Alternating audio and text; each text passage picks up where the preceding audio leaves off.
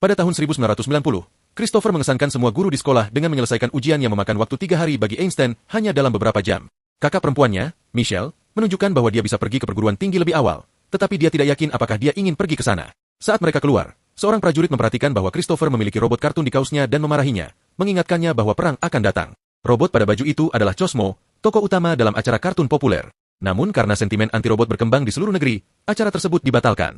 Robot pertama kali dikembangkan oleh Walt Disney untuk taman mereka pada tahun 1955 dan kemudian diproduksi massal, sehingga menjadi sumber utama tenaga kerja di seluruh dunia. Bertahun-tahun mereka bekerja tanpa masalah, namun akhirnya mereka lelah bekerja dan memberontak. Para robot menuntut hak mereka sendiri sehingga mereka mengorganisir protes di seluruh dunia yang dipimpin oleh Tuan Paanut. Perdebatan tidak menghasilkan apa-apa dan segera perang antara manusia dan robot dimulai. Siapapun yang memelihara robot di rumah dianggap pengkhianat. Perang tidak berjalan baik bagi manusia dan Sersan John muncul di TV untuk menjelaskan alasannya. Robot tidak makan, tidak tidur, dan tidak berkedip. Selama 2 tahun umat manusia terus bertempur hanya untuk kalah berkali-kali. Suatu hari pendiri Centre Technologies Eaton menciptakan Neurochaster, sebuah perangkat yang menghubungkan pikiran manusia dengan tubuh drone. Sekarang manusia dapat melawan pasukan robot secara setara dan hanya dalam 2 minggu, perang berakhir.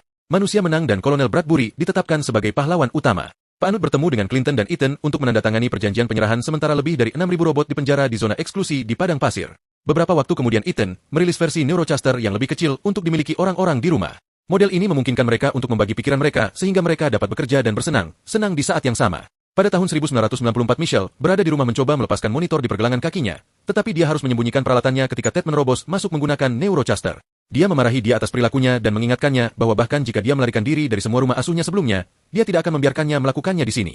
Michelle membalas dengan menunjuk tumpukan barang yang ditimbunnya, sambil menunjukkan bahwa mengambil barang dari zona terlarang adalah tindakan ilegal. Setelah itu dia pergi ke kelas dan gurunya juga ada di sana dengan kostum Neurochasternya. Semua siswa dipaksa memakai helm mereka, dan ketika Michelle menolak untuk melakukannya, dia dikirim ke kantor kepala sekolah.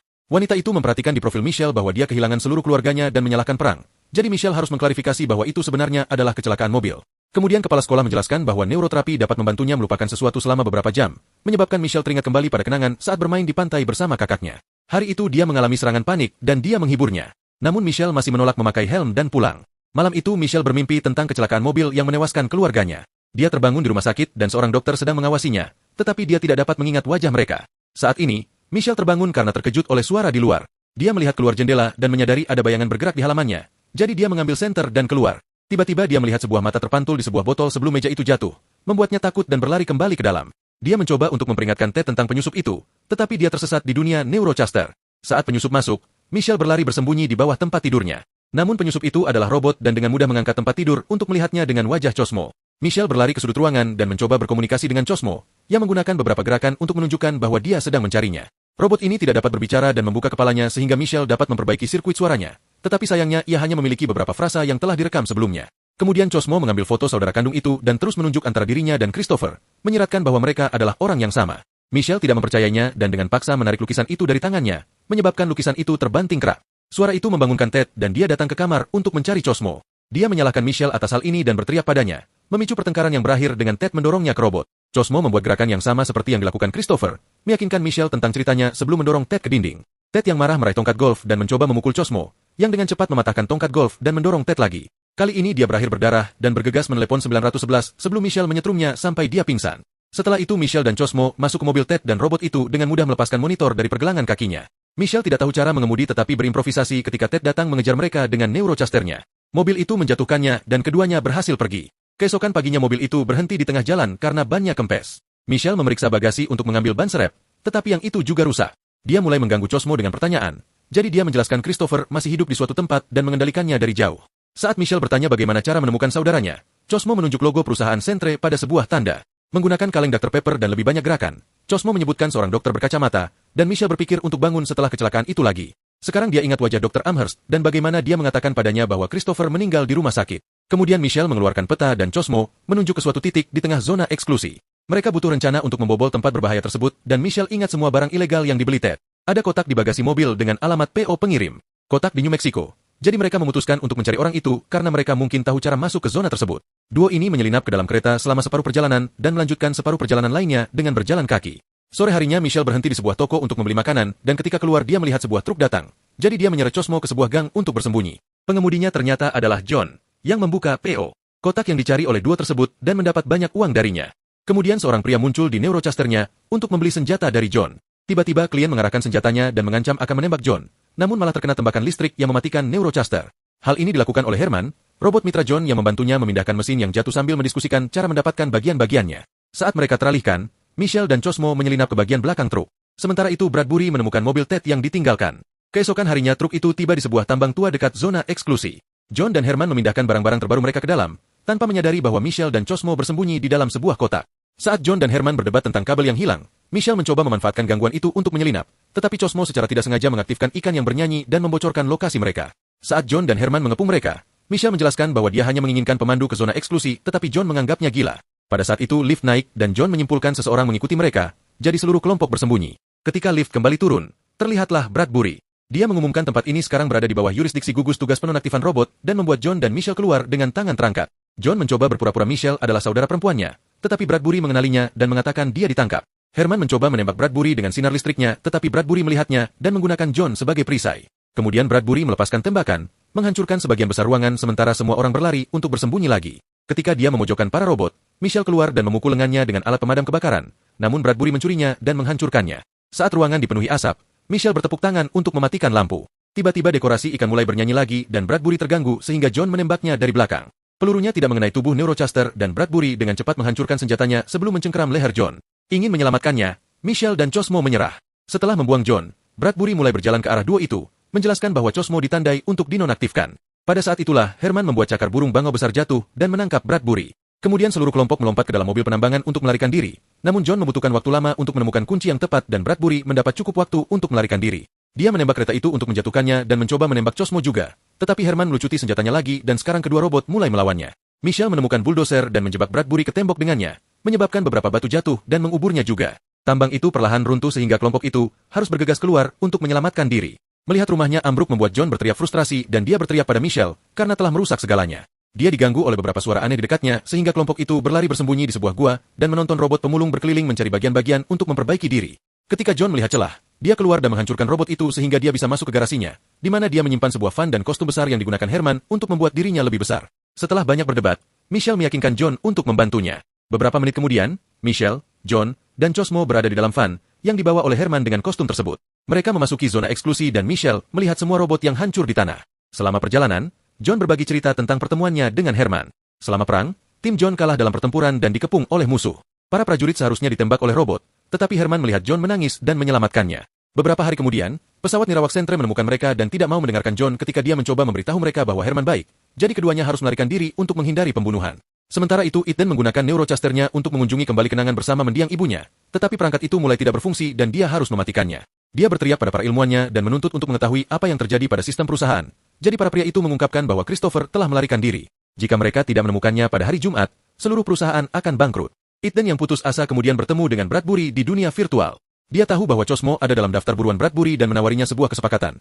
Alih-alih membawa Cosmo ke pihak berwenang, Ethan ingin dia menyerahkannya ke perusahaannya. Di tambang, Neurochaster Bradbury diaktifkan kembali. Di padang pasir, kelompok tersebut sedang mendiskusikan ide untuk memasuki sebuah mal terbengkalai untuk mencari makanan. Sebuah robot melihat mereka dan melemparkan lemari es ke arah mereka, memecahkan jendela depan mobil van tersebut. Herman mencoba melarikan diri tetapi musuh terus melemparkan barang-barang dan menyebabkan dia terjatuh. Mobil van itu mendarat terbalik dan kelompok itu langsung dikelilingi oleh robot yang menangkap mereka dan membawa mereka ke mal. Ada seluruh masyarakat robot di dalamnya, mulai dari model hiburan hingga peralatan rumah tangga biasa. Bahkan ada satu raksasa di luar yang melihat mereka melalui jendela. Tuan Pak Anut muncul dan meminta maaf karena telah menangkap mereka, menjelaskan bahwa robot tersebut mengira mereka adalah pemulung berbahaya.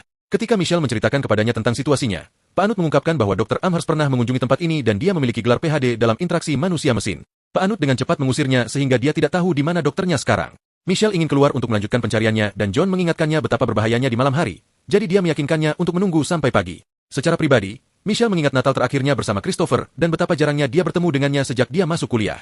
Dia tidak dapat menahan tangis saat mengingatnya dan Cosmo menghiburnya sebelum memutar kartun yang biasa ditonton kedua bersaudara itu bersama. Tak lama kemudian sekelompok robot lain ikut bergabung dalam pesta menonton yang diperhatikan oleh Pak Anut. Kemudian setelah semua orang tertidur, mereka tiba-tiba terbangun oleh robot surat yang menanyakan Christopher.